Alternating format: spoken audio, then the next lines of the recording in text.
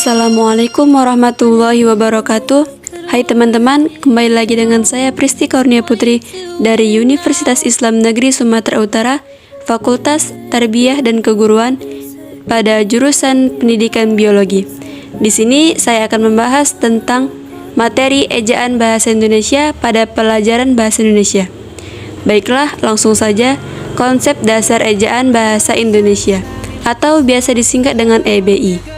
Merupakan ejaan bahasa Indonesia yang berlaku sejak tahun 2015 berdasarkan Peraturan Menteri Pendidikan dan Kebudayaan Republik Indonesia Nomor 50 Tahun 2015 tentang Pedoman Umum Ejaan Bahasa Indonesia yang telah menggantikan ejaan yang disempurnakan.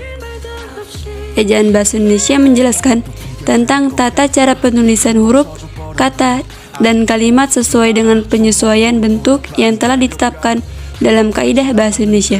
Jadi, ejaan bahasa Indonesia merupakan ejaan yang telah disepakati pada tahun 2015 untuk menggantikan ejaan yang disempurnakan. Oke, langsung saja kita akan memasuki pembahasan pada pemakaian huruf sesuai ejaan bahasa Indonesia. Pemakaian huruf sesuai ejaan bahasa Indonesia ini terdiri dari 8. Yang pertama ada huruf abjad. Yang kedua huruf vokal, yang ketiga huruf konsonan, yang keempat huruf difton, yang kelima gabungan huruf konsonan, yang keenam huruf kapital, yang ketujuh ada huruf miring, dan yang kedelapan huruf tebal. Dan kemudian pembahasan selanjutnya yaitu pemenggalan kata sesuai ejaan bahasa Indonesia. Yang pertama, pemenggalan kata pada huruf kata dasar dilakukan sebagai berikut, yaitu jika di tengah kata terdapat huruf vokal yang berurutan, pemenggalannya dilakukan di antara kedua huruf vokal.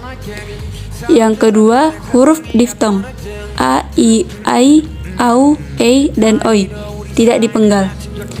Kemudian jika di tengah kata dasar terdapat huruf konsonan atau termasuk gabungan huruf konsonan di antara dua huruf vokal, pemenggalannya dilakukan sebelum huruf konsonan itu. Kemudian jika di tengah kata dasar terdapat dua huruf konsonan yang berurutan, pemenggalannya dilakukan di antara kedua huruf konsonan itu. Dan yang terakhir, jika di tengah kata dasar terdapat 3 huruf konsonan atau lebih yang masing-masing melambangkan satu bunyi, pemenggalannya dilakukan di antara huruf konsonan yang pertama dan huruf konsonan yang kedua. Kemudian pemenggalan kata turunan sedapat-dapatnya dilakukan di antara bentuk dasar dan unsur pembentukannya. Contohnya, berjalan, mempertanggungjawabkan. Catatannya, pemenggalan kata berimbuhan yang bentuk dasarnya mengalami perubahan dilakukan seperti pada kata dasar, misalnya menutup.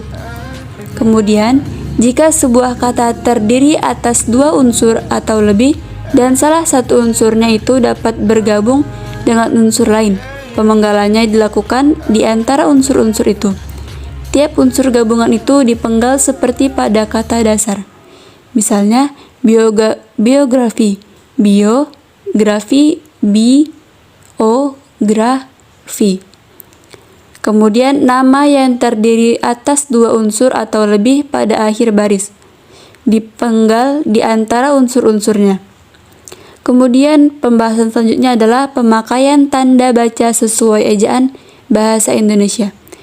Yang pertama tanda titik, yang kedua tanda koma, yang ketiga tanda titik koma, yang keempat tanda titik 2, yang kelima tanda hubung, yang keenam tanda pisah, yang ketujuh tanda tanya, dan kemudian tanda seru, tanda elipsi, tanda petik, tanda kurung, tanda garis miring, dan tanda apostrof.